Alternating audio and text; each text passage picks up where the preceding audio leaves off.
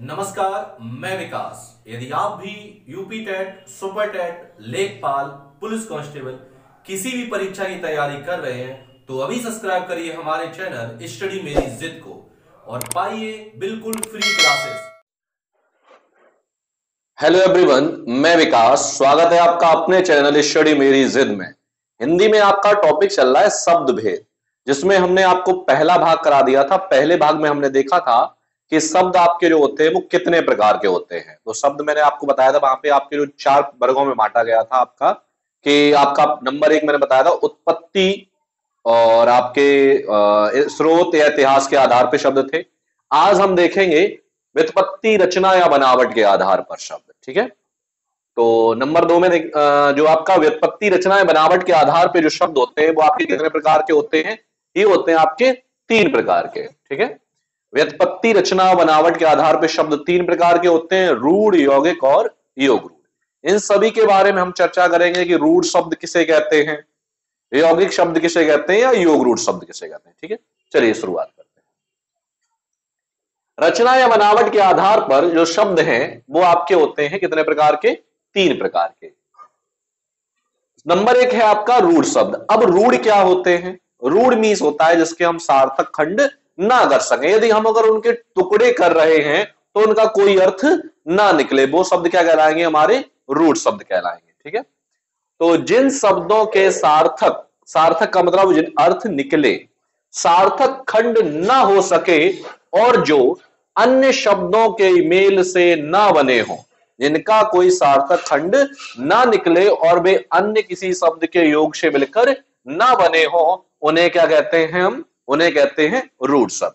अब जैसे दिन, घर, मुंह, घोड़ा आदि, दिन, घर, मुंह, घोड़ा आदि ऐसे शब्द हैं ये जिनके कोई अर्थ नहीं निकलेगा। कब? जब हम इनके टुकड़े करेंगे। जैसे दिन शब्द है, अब दिन के हम सार्थक खंड करेंगे अलग अलग, एक तो आ जाएगा दी और एक आ जाएगा ना।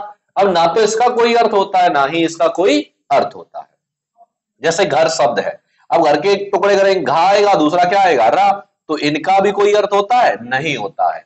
अगर टुकड़े हम कर रहे हैं, सार्थक खंड कर रहे, खंड कर रहे हैं, उनको तोड़ रहे हैं, अगर उनका कोई अर्थ ना निकले, सार्थक यानी कोई अर्थ ना निकले, वो शब्द क्या कहलाएंगे? आपके रूढ़ शब्द कहलाएंगे। कंफर्म हुआ?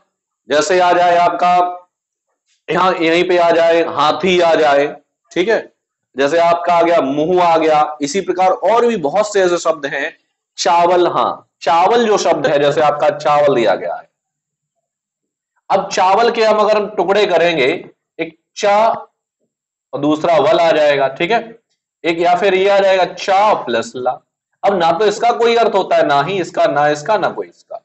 तो दोनों के ही अर्थ होने चाहिए। अगर दोनों के अर्थ निकल रहे हैं तो वो शब्द कैसा है? रूढ़ नहीं है। तब वो शब्द कैसा है? रूढ़ नहीं है। आगे बढ़ेंगे, नंबर दूसरा देखेंगे रचना या बनावट के आधार पर यौगिक शब्द। नंबर 1 आपका है रूढ़ शब्द और दूसरे हैं यौगिक शब्द। यौगिक का मतलब होता है मेल, नाम से ही इसके पता चल रहा है। यौगिक का मतलब क्या होता है? मेल।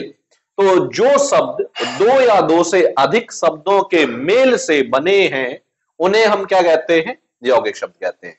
वे शब्द जिन्हें 2 या 2 से अधिक शब्दों के योग से मिलकर बनाया जा सकता है उन्हें हम क्या कहेंगे? यौगिक शब्द कहेंगे। अब जैसे उदाहरण देख लेते हैं, जैसे विद्यालय, राजपुत्र। अब जो विद्यालय शब्द है वो किन किन शब्दों के योग से बना है? एक विद्या से मिलकर बना है और दूसरा बना है मिलकर के आलय से। अब विद्या का अर्थ होता है ज्ञान और आलय का मतलब होता है क्या? घर। तो 2 शब्दों के योग से, 2 हो या 2 से अधिक हो, इनके योग से जो शब्द मिलकर बनता है उन्हें क्या कहते हैं? हम यौगिक शब्द कहते हैं। इसी प्रकार राजपुत्र, इसका अगर हम करेंगे तो एक राजा और दूसरा हो जाएगा पुत्र, यानी राजा का पुत्र। राजपुत्र 2 शब्दों से मिलकर बना है, राजा और पुत्र। तो समझ में आया है कि हम यौगिक किसे कहते हैं और रूढ़ शब्द किसे कहते हैं। यौगिक किसे कहते हैं? जिनके जो शब्द 2 या 2 से अधिक शब्दों से मिलकर बना हो उसे कहते हैं यौगिक शब्द। अब एक नोट करके लिखा है कि यौगिक शब्दों की जो रचना है वो 3 प्रकार से हो सकती है। यौगिक शब्दों को हम 3 प्रकार से बना सकते हैं। एक तो उस उपसर्ग से बना सकते हैं, दूसरा हम प्रत्यय से बना सकते हैं और तीसरा किससे बना सकते हैं? समास से। जैसे आपका विद्यालय है, अब विद्यालय जो शब्द है या राजपुत्र जो शब्द है, अब राजपुत्र किससे बना है? समास से बना है। विग्रह करेंगे राजा का पुत्र, तो वहां पे तत्पुरुष हो जाएगा। आगे बढ़ते हैं, नंबर 3 है आपका योग रूढ़ शब्द। अब योग रूढ़ शब्द क्या होते हैं? योग रूढ़ शब्द वे होते हैं जो दो शब्दों से मिलकर तो बने होते हैं, लेकिन इनका जो अर्थ होता है कोई विशेष हो जाता है। जैसे वे शब्द जो यौगिक तो होते हैं, यौगिक मैंने बताया 2 या 2 से अधिक शब्दों से मिलकर बनते हैं, उन्हें यौगिक कहते हैं। यौगिक तो होते हैं परंतु जिनका अर्थ विशेष हो जाता है उन्हें हम क्या कहेंगे? योग रूढ़ शब्द कहते हैं। ठीक है, जैसे पीतांबर, लंबोदर आदि। अब पीतांबर जो शब्द है वो किन किन से मिलकर बना है? एक पीला से मिलकर बना है और एक अंबर से मिलकर बना है। यौगिक तो है लेकिन विशेष अर्थ किसके लिए दे रहा है? पीला है अंबर जिसका, अर्थात कृष्ण के लिए। इसी प्रकार लंबोदर शब्द किन किन से मिलकर बना है? एक लंबा से और दूसरा उदर से मिलकर बना है। और अगर लंबोदर के लिए विशेष किसके लिए कर रहा है? लंबोदर ये कर रहा है लंबा है उदर जिसका, किसके लिए कर रहा है? गणेश के लिए कर रहा है।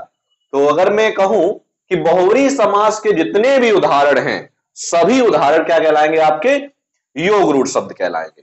तो ये थे टाइप नंबर आपका भाग 2 में मैंने आपको दूसरे प्रकार के बताए हैं कि पहले तो मैंने आपको बता दी उत्पत्ति, स्रोत या इतिहास के आधार पर शब्द आपके 5 प्रकार के होते हैं। कौन कौन से? तत्सम, तद्भव, देशज, विदेशज और संकर शब्द।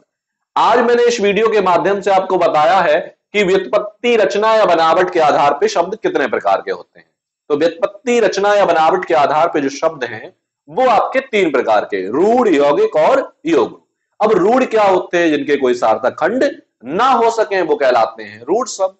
और यौगिक क्या होते हैं? वे शब्द जो 2 या 2 से अधिक शब्दों से मिलकर तो बने होते हैं लेकिन इनका कोई 2 या 2 से अधिक शब्दों से मिलकर बनते हैं, उन्हें कहते हैं यौगिक। और योग रूढ़ होते हैं, यौगिक तो होते हैं, यौगिक का मतलब जो 2 शब्दों से मिलकर तो बना है लेकिन कोई तीसरा अर्थ देता है। ठीक है, तो उम्मीद करता हूं कि आज जो मैंने आपको बताया है कि रचना या बनावट के आधार पर शब्द, वो आपको अच्छे समझ में आए होंगे और आपके इस टॉपिक में आप बचे हुए हैं आपके रूप या प्रयोग के आधार पर शब्द और अर्थ के आधार पर शब्द।